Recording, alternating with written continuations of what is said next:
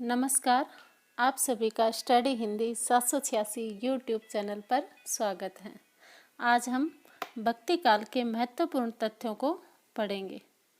निर्गुण भक्ति का स्वरूप सर्वप्रथम मिलता है श्वेता उपनिषद में। भक्ति आंदोलन की दार्शनिक पृष्ठभूमि। भक्ति आंदोलन की दार्शनिक पृष्ठभूमि में प्रमुख आचार्य और उनके वाद या उनके दार्शनिक सिद्धांत।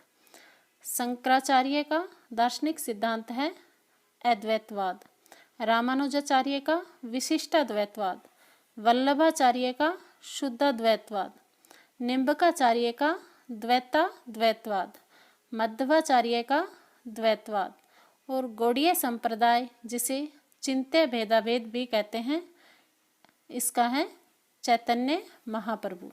भक्ति आद्य आचार्य रामानुजाचार्य जिसे श्री संप्रदाय भी कहते हैं। दक्षिण भारत के आलवार संत को कहते हैं वैष्णव संत। आलवार संतों की संख्या 12। केरल राज्य में आलवार थे। सर्वप्रथम भक्ति पैदा हुई दक्षिण भारत में। नयनार शैव थे। आलवारों की रचनाओं का संकलन दिव्य प्रबंधम में। आलवार में महिला संत आंडाल संत। दक्षिण भारत की मीरा कहते हैं आंडाल संत को। वारकरी संप्रदाय महाराष्ट्र में था। वारकरी संप्रदाय के प्रवर्तक ज्ञानदेव।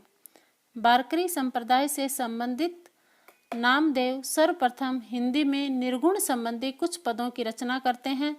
नामदेव की भक्ति निर्गुण और सगुण दोनों प्रकार की थी। भक्ति को दक्षिण से उत्तर भारत में लाने वाले थे रामानंद। रामानंद को आकाश धर्मा गुरु कहा हजारी प्रसाद द्विवेदी ने। आरती कीजिए हनुमान लला की, इसके लेखक हैं रामानंद। रामानंद के प्रसिद्ध 12 शिष्यों के नाम हैं भक्तमाल, नाभादास की जो है उसमें। भक्तमाल 1596 ईस्वी इसका रचनाकाल है भक्तमाल का। राम भक्तों का जीवन परिचय प्राप्त होता है भक्तमाल से। भक्तमाल पर टीका टिप्पणी किसने लिखी? प्रियादास की सुबोधनी टीका। रामानंद ने निर्गुण और सगुण दोनों प्रकार की भक्ति के मंत्र प्रदान किए और उनकी भक्ति का मंत्र है राम नाम का मंत्र। जात पात पूछे नहीं श्रीपद के दरबार, ये पंक्तियां हैं रामानंद की। संत काव्य के प्रवर्तक हैं कबीरदास। संत काव्य पर प्रभाव। नाथ या हठ योग साधना का प्रभाव। नाथ और हठ योग साधना में संत काव्य पर प्रभाव है सामाजिक खंडन मंडन की प्रवृत्ति का, उलटवासी शैली का जिसे संध्या भाषा भी कहते हैं, गुरु का महत्व और चारित्रिक शुद्धता पर बल, ये सभी नाथ योग से लिए या नाथ साधना से लिए। दूसरा है वैष्णव का प्रभाव। वैष्णव से अहिंसा और प्रपत्ति।